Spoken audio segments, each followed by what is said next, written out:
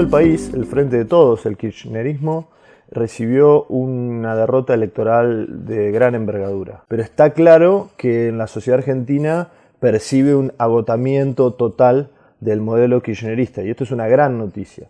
En primer lugar, porque la cuarentena a la que nos tuvo sometidos el presidente Alberto Fernández fue realmente feroz, fue muy extensiva y muy intensiva, pero al mismo tiempo porque esta no estuvo acompañada por un plan de vacunas serio, sino que se dio en el marco de una corrupción patente y extrema. Arriba de todo esto hay una crisis económica descontrolada, una inflación sin freno, una enorme ola de desempleo, una enorme pandemia de pymes cerradas, de empresas que tuvieron que cerrar las persianas, y todo este fastidio se tradujo en una contundente derrota del kirchnerismo en las últimas elecciones, que, como digo, ojalá se refleje y se ratifique en las elecciones de noviembre. Creo que hay una nota que hay que resaltar muy interesante y una muy buena noticia para Argentina, y es que a las Ideas de la Libertad les fue bien en las urnas, tanto con la figura de José Luis Espert, que fue el liberal, digamos, que más votos consiguió en una parada difícil como es la provincia de Buenos Aires, que concentra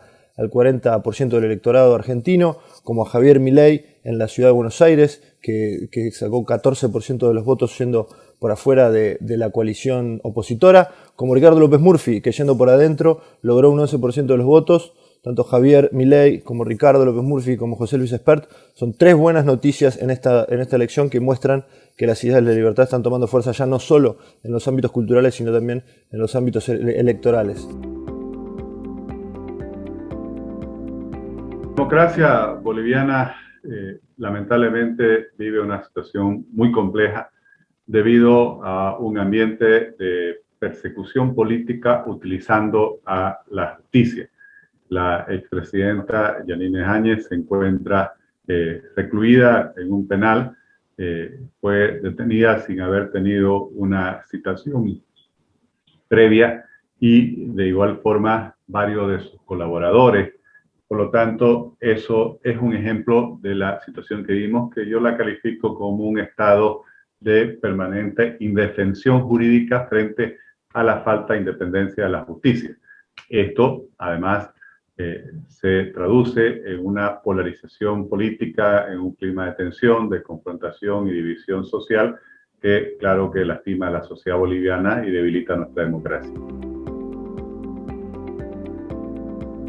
Brasil vive un momento bastante especial, con la posibilidad de que Lula da Silva vuelva a disputar las elecciones, y con eso se produjo una polarización muy fuerte en el país. Lula tiene un 30%, un 25 o 30% de la intención de voto, y Bolsonaro otros 25, quizás 30% también.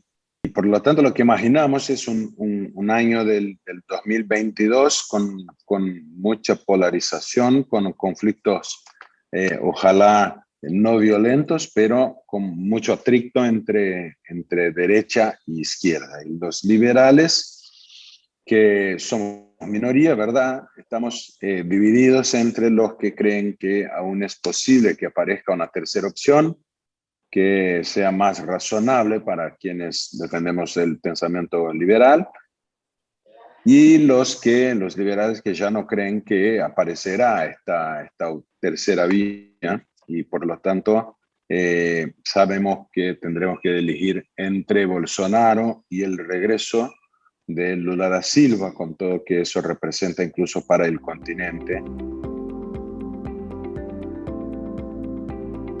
Ya una vez instalada la convención constituyente en Chile, las expectativas que se tienen respecto al resultado final, el texto final que salga ahí, que está fijado para un plazo de 12 meses, mínimo 9, máximo 12 meses de funcionamiento, es bastante todavía incierto. Uno, porque recordemos que después de la elección de los constituyentes en mayo de este año, un número importante de constituyentes vienen de mundos más bien independientes, que hicieron sus campañas a partir de causas específicas. Hoy día todavía hay cierta incertidumbre respecto de cuáles son las posturas de los distintos sectores en temas que tradicionalmente abordan un texto constitucional, como son los derechos económicos, las libertades individuales, la separación de poderes dentro de la Constitución. Nuestra Constitución actualmente vigente y un eventual texto que pudiera salir de esta, sin duda que va a ser una Constitución probablemente con un mayor foco en un rol más protagónico desde el Estado,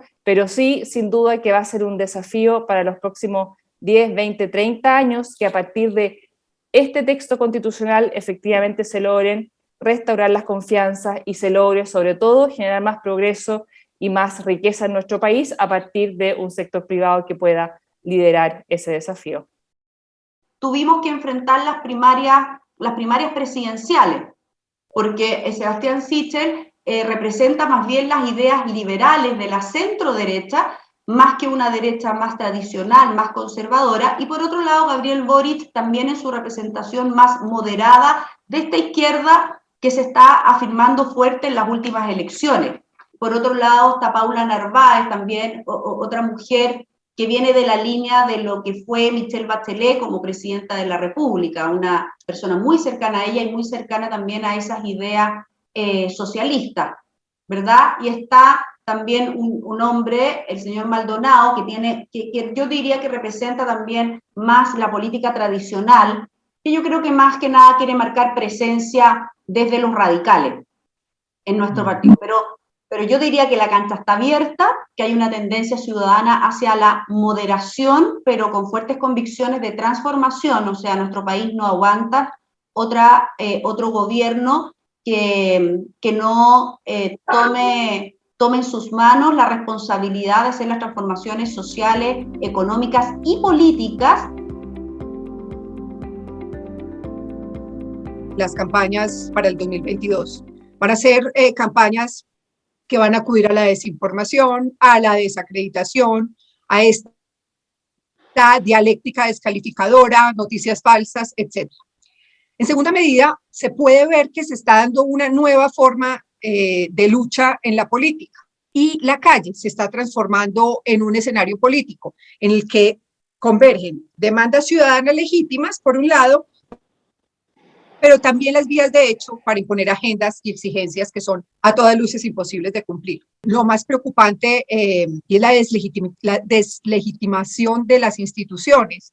Esto se está dando principalmente a través del desprestigio a la Policía Nacional. Este gran sentimiento de desesperanza que está viviendo el país, de desconfianza, está siendo instrumentalizado por los sectores de la oposición al gobierno, que han sabido muy bien aprovecharse de la incapacidad de los partidos políticos. Los partidos no han sabido interpretar a los ciudadanos y a su realidad.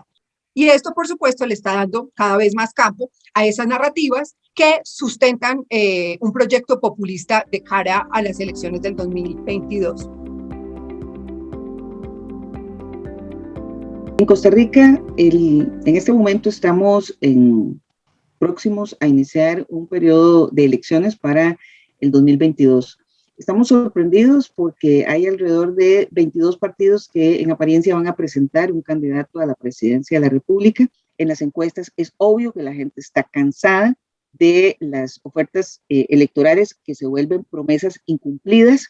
Estamos hablando de un país con una situación fiscal muy compleja, ¿verdad? Estamos con un endeudamiento elevadísimo y eso nos provoca problemas dentro de la economía, llevándonos a tener que aprobar hace un año un proyecto de reforma tributaria, adicionalmente con iniciativas de nuevos impuestos que la ciudadanía, como dice, ya no aguantamos más, no nos hablen de más impuestos, y una figura presidencial de don Carlos Alvarado muy deteriorada, muy deteriorada. El 11 de julio se cambió la imagen del castrismo totalmente. Incluso el foco de la oposición se fue a Cuba y no en el exilio, y no el tradicional enfrentamiento entre los Estados Unidos y Cuba, sino entre el gobierno cubano y los demócratas de la isla. Yo me imagino que eso es lo que queda de este episodio. Hay 50 ciudades en las que salieron las personas gritando patria y vida, en vez de patria o muerte, sino patria y vida, porque el régimen se da cuenta que no puede seguir simulando un cambio, que tiene que hacer un cambio real, y en ese cambio real hay un componente de la oposición que pide libertad y que pide multipartidismo y que pide elecciones libres. Yo creo que el gobierno se va a resistir todo lo que pueda a esos cambios, pero eventualmente no deberá más remedio que sucumbir a ellos. Tenemos un gobierno que promueve la libertad, también tenemos un gobierno que se va a hacer responsable en muchas áreas y áreas críticas. Una de las primeras es el aspecto laboral. El Ecuador tiene prácticamente 70% de informalidad, el gobierno tiene que hacerse cargo de esto y es uno de los mayores retos. Y un segundo reto que va vinculado al contexto, que es el tema de la salud, de la pandemia, que afortunadamente el gobierno lo ha sabido manejar con un gran nivel de éxito. Esos son los dos mayores retos que está afrontando este gobierno y lo está haciendo bien. Y eso también significa que nosotros debemos ser mucho más responsables como liberales y demostrar que de este lado de la cancha podemos entregar resultados a toda la ciudadanía para que en el resto de países comprendamos que este es el camino, que la libertad es el camino para el desarrollo de los países. Bueno, el gobierno de Bukele es un gobierno que le apuesta a la apariencia de democracia, mientras ha habilitado significativamente la independencia de poderes y el Estado de Derecho a través de un golpe de Estado el 1 de mayo pasado. Cambió sin seguir los procedimientos de la Constitución Nacional a los 5 magistrados de la Sala de lo Constitucional y al fiscal general de la República. También es un gobierno que aparenta combatir la corrupción mientras desmantela la institucionalidad que defiende la información pública y la transparencia y genera impunidad protegiendo con legislación ad hoc todas las transacciones comerciales en cuestión con evidentes indicios de ilegalidades y corrupción realizadas durante la pandemia. El Salvador enfrenta una situación política crítica donde una nueva dictadura puede instalarse. Honduras actualmente está viviendo un año electoral. Tenemos elecciones generales, presidenciales, de Congreso y de gobiernos locales. ¿Qué va a pasar a corto y mediano plazo? No sabemos.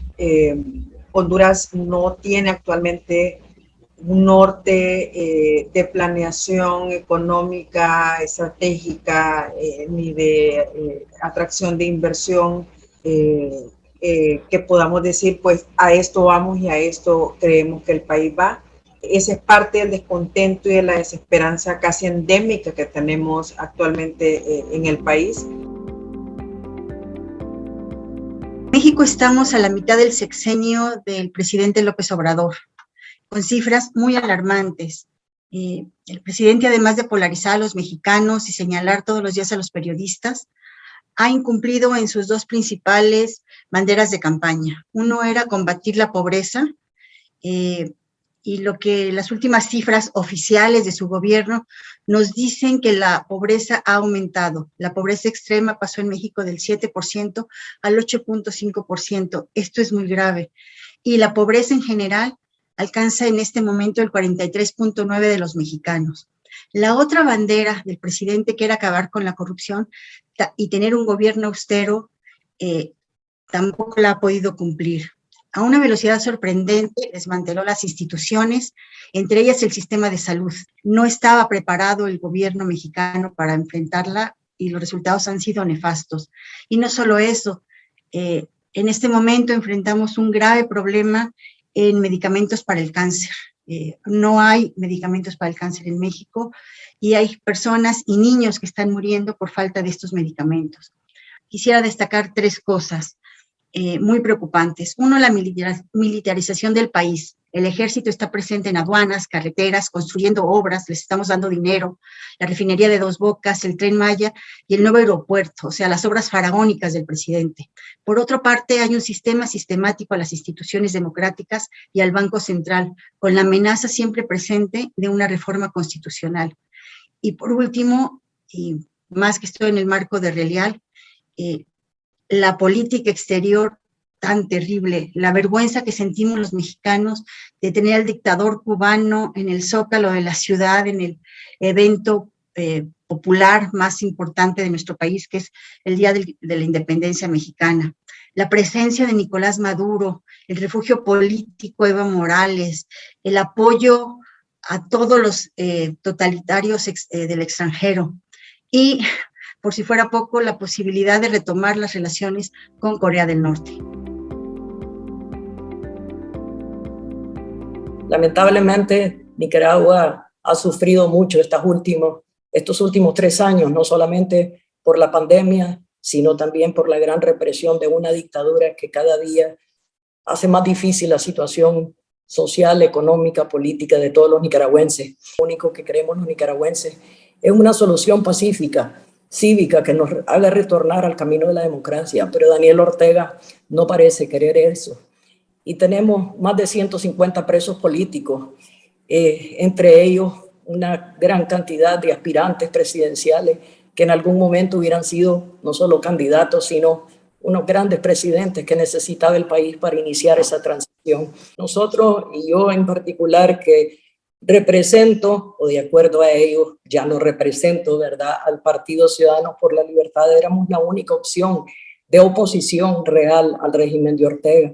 Hoy en día ya lo que queda es Ortega compitiendo contra sí mismo, porque los pocos partidos que están en esa contienda electoral son satélites del régimen y por lo tanto, simple y sencillamente va a ser un proceso de reelección donde él simplemente se designa nuevamente presidente del país. Tuvimos un fallo el 25 de agosto donde se declara inconstitucional lo que fueron las restricciones a la movilidad, pero pareciera que si leemos un poco lo que fueron los salvamentos de votos de los distintos magistrados, dicen que se justifica por razones de salud. Y un poco lo que hemos criticado acá en la Fundación Libertad es que con el tema de salud nos han restringido tantos derechos básicos, se ha vuelto tan inconstitucional que nos sentimos bastante frustrados. Panamá, en toda Latinoamérica, de los números que he podido ver, es la que más sufrió con un golpe del menos 20% de impacto sobre el Producto Interno Bruto. Se habla de que el empleo formal está a la mitad de lo que fue en el 2019, así que el impacto ha sido brutal. Pedro Castillo ha hecho en poco tiempo política de forma confrontacional. Cuando ellos se postulan con un proyecto marxista-leninista y con varias propuestas que ya advertían que se trataba de un proyecto autoritario, que debería preocuparnos a los peruanos cómo respondemos dentro de las causas constitucionales a un gobierno que empieza prometiendo rápidamente lo que prometió en cuanto a desestabilizar nuestra democracia.